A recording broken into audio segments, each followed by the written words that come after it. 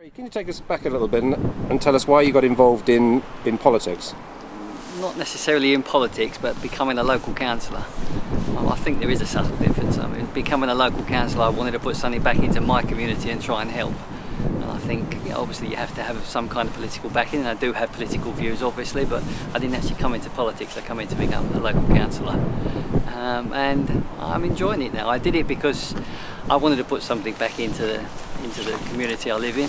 As I said at the Black History performance I was at the other week, there was my wife and my children are all leading busy lives. I was getting left behind, so I wanted to try and do something myself, and that's what brought me into it. I like talking to people, I think I'm a good listener, and I will try and help. I tell people honestly whether I can help or not. If I can't, I'll try and put them in touch with someone who can, and if they can't, then obviously we do have a problem, but then we'll talk more about it and I will try and get something 16 done. months now, Barry, as a councillor. What are your experiences so far?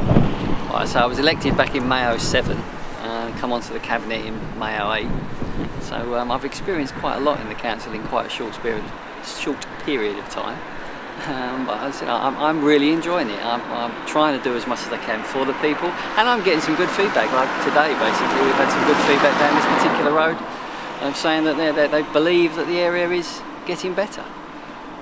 And do you find sometimes, you mentioned about being a councillor, but people try to draw you back into national issues? Yes, all the time.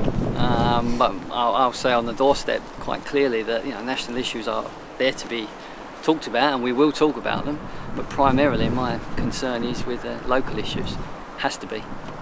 And what are the local issues that come up in an area like Ockendon? People have been moaning about the roads in some of the areas, but we're getting some of that work done, and moaning about motorbikes. That seems to be a big one in Ockendon, and bikes going up and down the road at all hours. Well, I know it does happen, I've heard it myself, but it's more of a police matter that we're trying to get them involved to catch them. It's not easy, they'll tell you that, because sometimes some of these bikes, they'll try and look at the registration plate, it might not have a registration plate, or the one it has maybe doesn't belong to them, so it's difficult to catch them.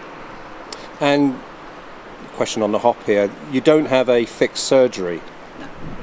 Why is that? As I said, starting in May 07, I spoke to my colleague, Councillor Arnold, about it, and we came to a decision that it probably wasn't the best use of our time, as I do work 9 till 5 anyway, so I have to make sure that when I am out, it's if I want to speak to the people, I'm making sure I'm doing it. So we decided that we'd knock on doors ourselves once a month, every first Tuesday in the month. I'll spend most of the morning in the office talking to the directors that I need to do in my portfolio, and then in the afternoon come out and try and talk to the people on their doorsteps. I find that people tend to talk more on their doorstep rather than coming out and wherever they have to travel to find me. They feel happier on their own doorstep, they feel like they can actually say more, I believe, rather than in an environment with loads of people queuing up behind them and me sitting behind the desk. So you feel that people are more in their comfort zones rather than you in your comfort zone? Definitely, and I think that's important to make people feel comfortable whenever they're talking to me, because as I said, if they're comfortable, they're going to give me the truth, and I need the truth before I can do anything about it. Can I ask you a quick question about your role regarding diversity? Yep.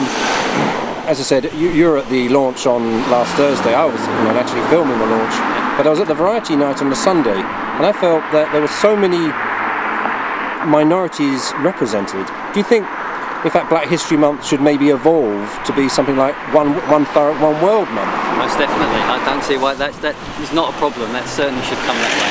I mean, remember, diversity itself is not just about colour. Diversity is about disablement. There's a lot of things that make up the word diversity. It's not just colour, as people think. So yes, Black History Month could be used as to promote something else as well. But I think it's important that Black History Month remains. It's that time of year is a very important time for the people from that race.